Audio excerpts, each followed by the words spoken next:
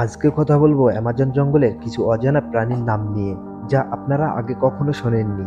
যার মধ্যে এক নম্বরে থাকছে অ্যামাজন পিঙ্ক ডলফিন। এটি এক ধরনের ডলফিন যা শুধু অ্যামাজন নদীতে দেখা যায়। এর গোলাপি রং এবং অদ্ভুত দেহ আকৃতি। দুই নম্বরে থাকছে ক্যাপিবারা, পৃথিবীর সবচেয়ে বড় রোডেন্ট খরগোশ জাতীয় প্রাণী। এটি মাটির নিচে বা জলভূমিতে বসবাস করে। তিন নম্বরে থাকছে অ্যামাজন সাপ, এক ধরনের পাথর বিশেষ সাপ যা গাছে বসবাস করে এবং দৈর্ঘ্য প্রায় 3 মিটার পর্যন্ত হতে পারে। 4 নম্বরে থাকছে আলোকিত ছত্রাক। এই ধরনের ছত্রাকগুলি রাতের সময় আলো দেয়, যা মুগ্ধকর ও রহস্যময়। 5 নম্বরে থাকছে হাইড্রোফোনাস। এটি একটি জলজ সাপ যা বিশেষভাবে অ্যামাজনের নদীতে বাস করে।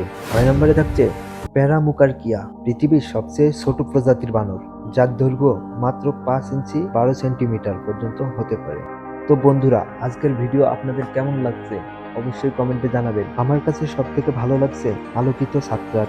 আপনার কাছে কোনটি ভালো লাগছে কমেন্টে জানাবেন, এবং এরকম অজানা কিছু নাম জানতে চ্যানেলটি সাবস্ক্রাইব করুন।